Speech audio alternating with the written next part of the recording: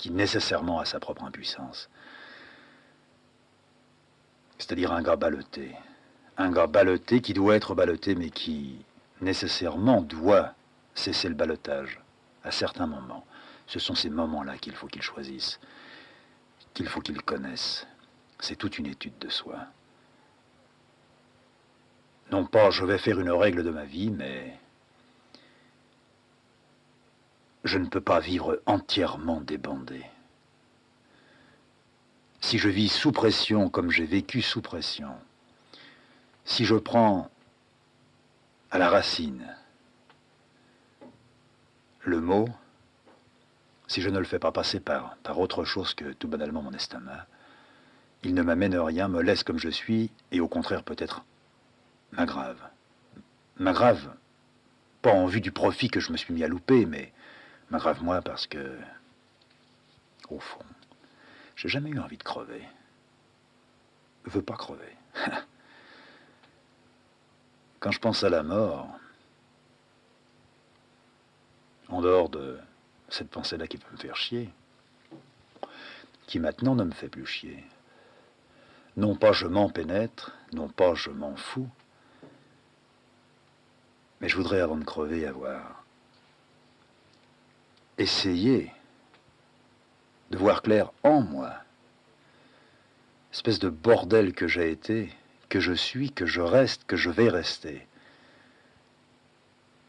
Mais, un peu comme il a dit, force et faiblesse à la fois. De ça, je dois tirer, pomper une certaine source à ma vie. Je dois pouvoir, quand je mets une feuille de papier, non pas me dire maintenant j'arrête, ça va, mais quand je le revois, regarder ce papier comme une empreinte, pour moi. Une empreinte même dans une mauvaise direction, surtout dans une sale direction. Je veux les sales directions. Oui, d'accord, j'ai dit, dans une essoreuse toute ma vie, je sortirai plus crado. Je veux sortir plus crado, je veux savoir pourquoi je sors plus crado. Au fond, non pas tout mon problème est là, mais cette gana, cette faim de l'intérieur qui vous mange, il faut la manger. Je mange, mais je chie. Ouais, bébête, je sais. En tous les cas, je m'étais donné un mois et je leur avais donné un mois, elle et lui. J'avais même pris mon chat. Je lui avais dit, écoute Steph, on l'appelle Steph. Des fois on l'appelle Stéphane Stéphanovitch.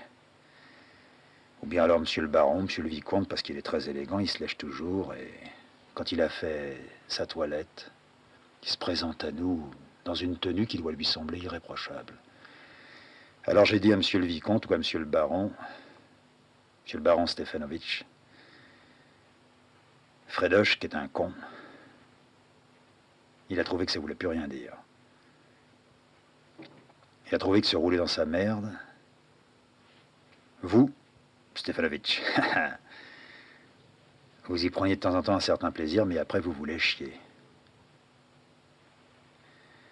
Alors moi, ton copain, je vais essayer de me lécher. Je vais éponger ce que je vais faire, puis après je vais laisser couler ce que je vais avoir à éponger. Alors, parole de main, chat, je vais essayer de la tenir. Bizarre. Bizarre. Comme ce chat qui, pour nous, a été quelque chose. Il est encore quelque chose parce que ce chat-là, il vit. Puis que le jour où il va crever, si je pense à la mort, je pense des fois à lui. Des fois, je pense à la mort de Cécile en me disant, si elle crève, ben, ça va être autre chose que de se faire chier, il va y avoir un sale moment. Je sais que quand Stéphane va mourir, il va y avoir un sale moment. Il est possible aussi que quelque temps avant la crise, il se soit passé une sale histoire. Avant Stéphane, avant qu'il devienne un petit chat adulte,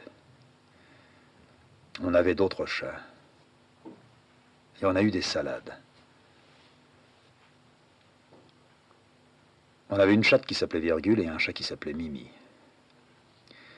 Cette chatte, virgule, qui a eu beaucoup de petits chats, qu'on gardait puis qu'on essayait de filer, quand elle a eu ce petit chat qu'on avait appelé tout de suite Mimi, je sais pas pourquoi, comme ça,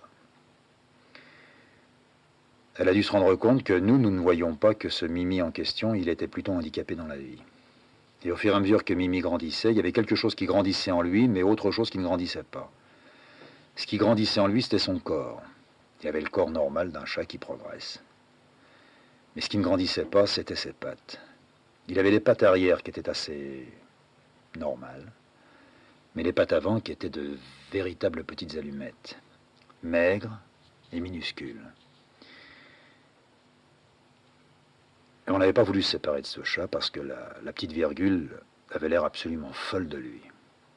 Et quand on a constaté, on aurait pu le constater des mois avant, mais quand on a vraiment constaté que ce chat avait la tête toujours en bas et qu'il avait des pattes très petites et qu'il ne sautait pas d'une chaise, parce qu'il avait mal à chaque fois qu'il tombait dessus.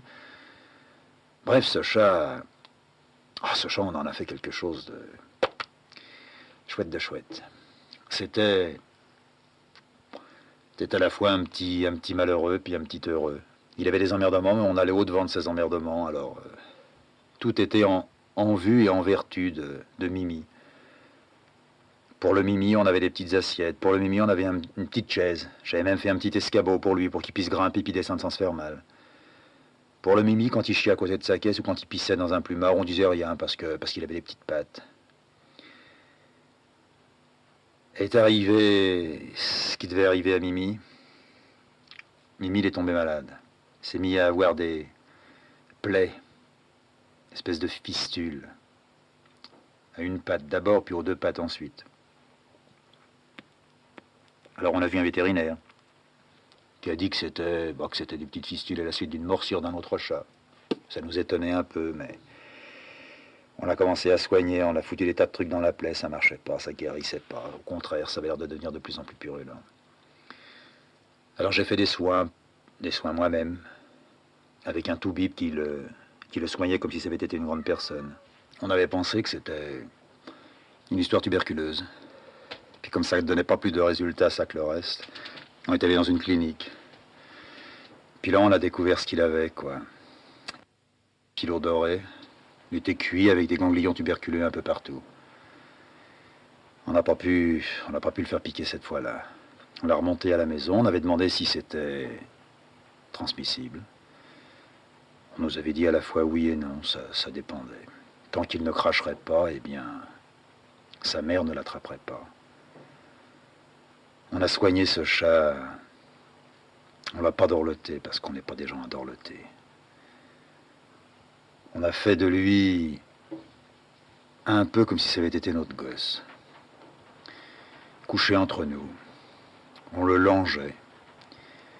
On était complètement cons, quoi. Puis il souffrait. Puis un jour, il s'est mis à grossir de la tête. Il avait déjà une bonne grosse tête, mais on a bien vu que ça grossissait trop. Que c'était la fin. Alors dans la nuit, on a décidé qu'on allait le faire piquer. Dire que ça nous faisait chier, c'est pas assez.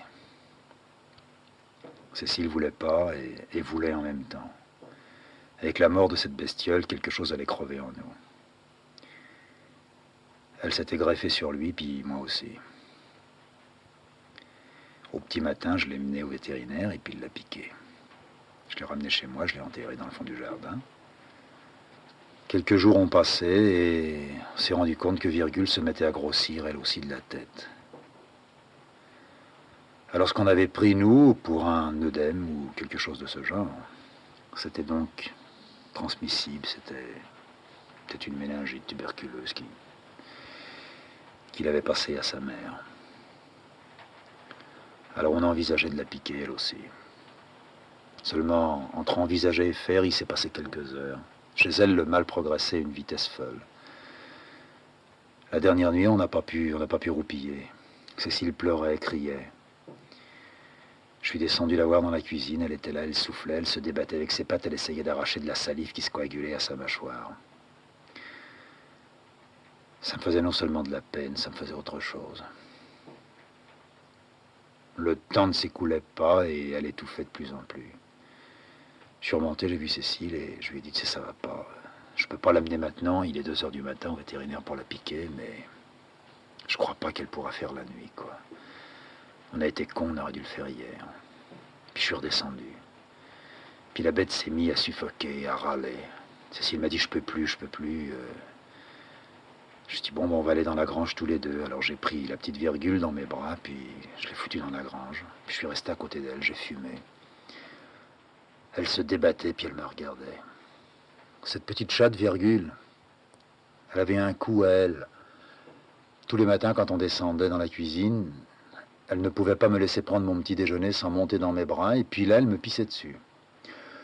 Pas une pisse d'1 litre, mais une pisse, quelques petites gouttes. J'avais une veste qui puait littéralement, mais on a essayé au début de la corriger, jamais de la taper, mais de lui faire comprendre que ça n'allait pas, en lui foutant le nez sur la veste, mais elle faisait le ronron, c'était une manière de nous prouver qu'elle qu'elle nous blairait bien, quoi.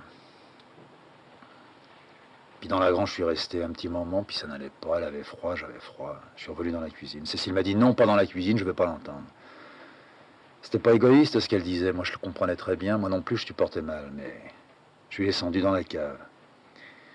Puis dans la cave, là, à la porte de la cave qui venait dans le jardin, elle a gratté, elle a voulu partir, et je me suis souvenu que toutes les bêtes qu'on avait pu avoir, même moi quand j'étais gosse, toutes les bêtes qui grattaient aux portes quand elles étaient malades et qui voulaient partir, c'est parce qu'elles sentaient la mort. Elles sentaient la mort, elles voulaient foutre le camp. Elles voulaient crever toutes seules, sans témoin. Puis comme il avait neigé, puis que je pouvais pas me résoudre à ça, je me suis convaincu que si vraiment j'aimais bien cette bestiole, c'est moi qui devais la tuer. Seulement je voulais pas la tuer d'un coup de pétard parce que ce coup de pétard-là, il aurait fait aussi beaucoup de mal à Cécile et beaucoup de mal à moi et qu'on entendrait la détonation très longtemps. Alors j'ai pris une corde et puis je l'ai attachée au clou de la porte. Puis j'ai passé le nœud autour de son cou. Puis j'ai commencé à tirer. Puis elle s'est balancée au-dessus du sol, en gigotant, en essayant de retirer la corde avec ses griffes. Puis tout à coup, elle s'est mise à pisser puis à chier. Alors j'ai tiré encore plus fort, mais j'avais compris. C'était fini. Virgule venait de calancher, quoi. Seulement, de l'avoir strangulée comme ça, j'en avais eu mal au bois, mal aux doigts, mal aux bras. Puis je l'avais vu, quoi. Alors je suis remonté, j'ai bu un coup. Cécile est descendue puis elle me dit, qu'est-ce que t'as fait? Bah, je dis, écoute, je devrais pas te le dire, mais je peux pas garder ça pour moi. Je l'ai étranglée. Alors elle a regardé mes mains. Elle m'a dit, t'as fait ça? Je dis, enfin, j'ai pas fait ça avec mes doigts, j'ai fait ça avec une corde. T'as tiré une corde? Je dis, bah oui, j'ai tiré une corde. C'est pas possible. Comment tu as pu faire ça? Je dis, mais comment j'ai pu faire ça? Mais je lui ai raccourci sa souffrance de 2-3 heures, puis si j'avais été un vrai mec, j'aurais fait ça hier, quoi. Comment tu as pu tuer? Mais je dis, mais enfin, écoute. Mais comment tu as pu? Je dis, mais arrête de me dire comment, quoi, ça me fait chier, moi aussi. Je l'ai fait, tu comprends, je me fais vraiment chier d'avoir fait ça. Puis elle a pleuré, puis je crois que ça a eu son importance. Ça aurait pu être autre chose. En tout cas, après ce pacte avec le gars, ayant décidé qu'en un mois, j'essaierais de ramarrer le peloton, j'ai écrit et j'ai écrit là-dessus.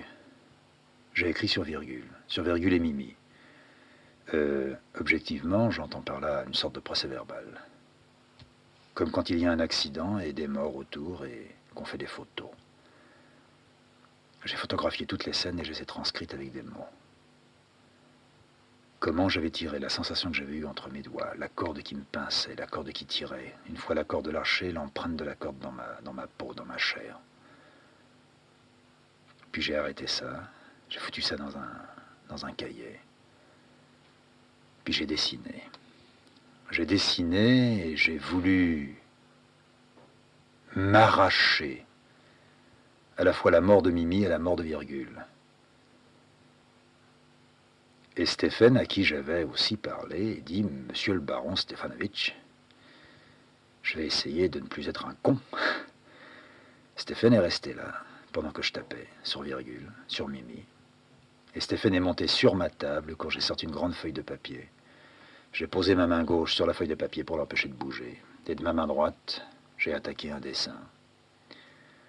Un dessin sur la feuille, j'avais mis un peu de rouge d'une peinture que j'avais bien diluée.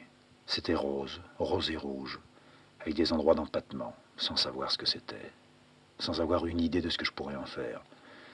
Et ma main sur le papier, j'ai reçu la patte de Stéphane sur ma main, qui s'est mis à faire un immense ronron. Et j'ai attaqué. J'ai attaqué en faisant des enchevêtrements.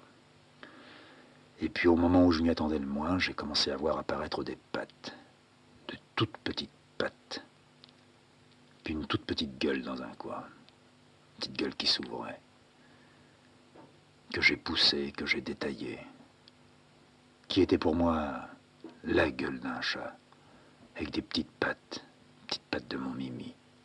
Mickey, comme on l'appelait quelquefois quand on était tout tendre avec lui. Viens ici, mon Mickey.